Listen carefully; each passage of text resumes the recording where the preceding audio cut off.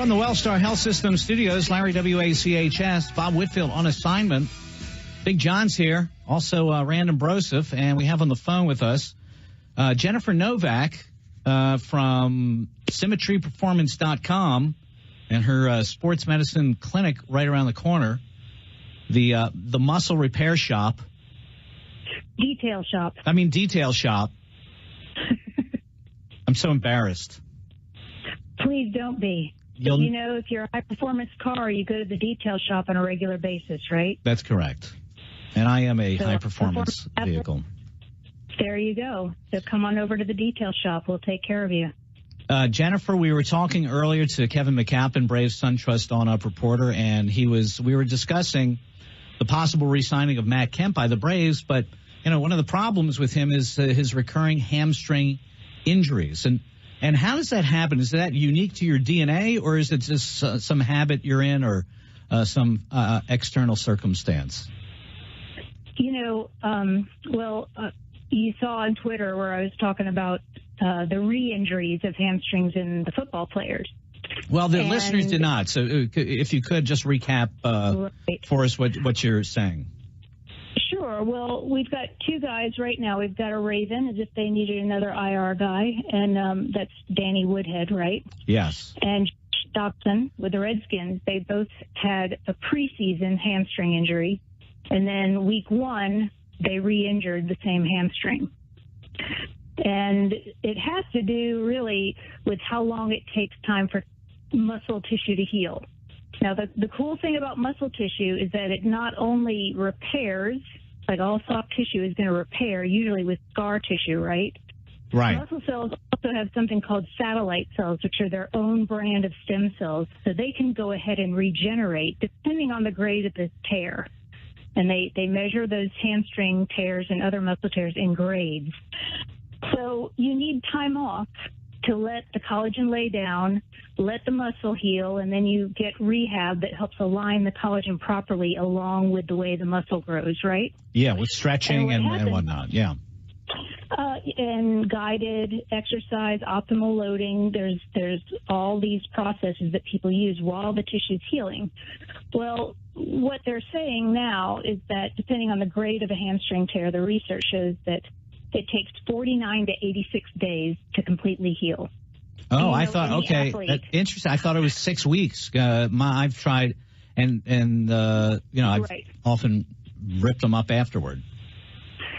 Right, and even 6 weeks is long for a professional athlete. When do you see them coming back after they've been said they have a muscle tear? Well, now, back a week, 2 weeks, maybe 3. 2 weeks, yeah. Right.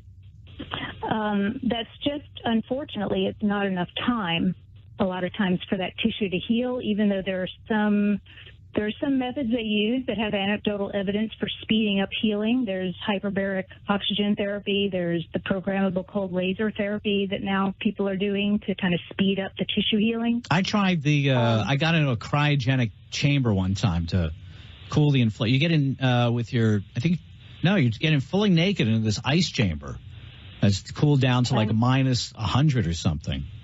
Yeah, and how fun was that? Oh, it was great. I mean, I felt great afterward. They cooled down all the inflammation, but I didn't have a hamstring tear. Now, let me ask you something. You said it's 7 to 9 weeks to repair a torn hamstring. What about a pulled hamstring? You know, a pull is more of a strain. Okay? Mm-hmm. It's called a hamstring strain.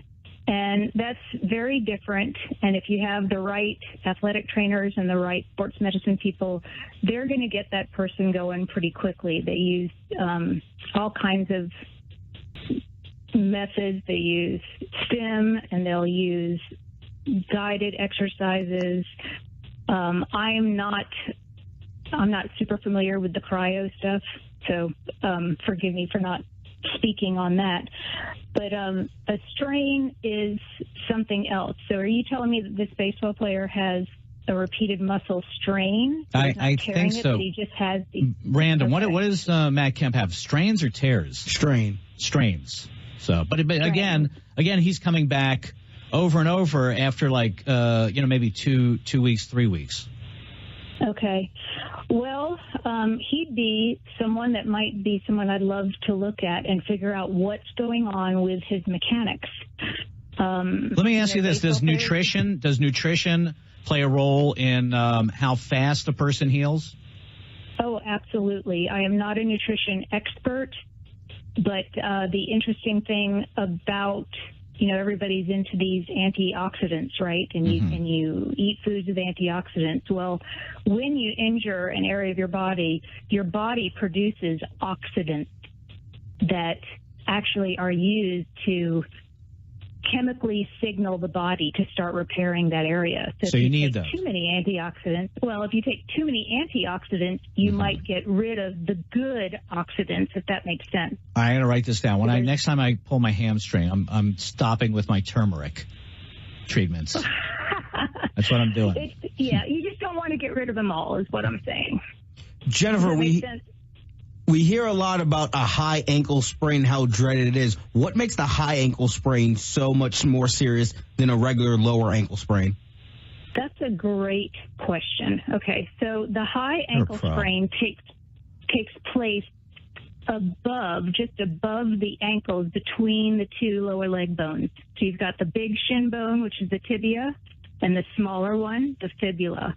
And there's some ligaments down there, and there's an interosseous membrane down there, and those sprains usually occur from impact. Either the person is pushed into forced dorsiflexion, which means the top of the foot is pushed up toward the shin. Oh, that's their foot gross. Is planted, right? Or their foot is planted, and they get a quick pivot while the foot is planted and the foot in the lower leg aren't moving at the same time. And the high ankle sprain seems to take way longer to heal than the lower. They do, and sometimes they actually have to be surgically repaired, where they put a screw in to hold those bones together in a better place, if that makes sense to you. Yes. Yeah, and what's compromised there in either case is you've got, remember I talked to you before about your brain being the GPS, and all your joints and all your muscles are little satellites that report to the brain where they are and what they're doing? Yes, I do. That gets compromised once a person has either a regular lateral ankle sprain or a high ankle sprain. It does get compromised, and you've got to retrain those communication pathways to really get that ankle strong again. Wow, what a project. All right, listen, we got a break, but thank you, Jennifer Novak at symmetryperformance.com.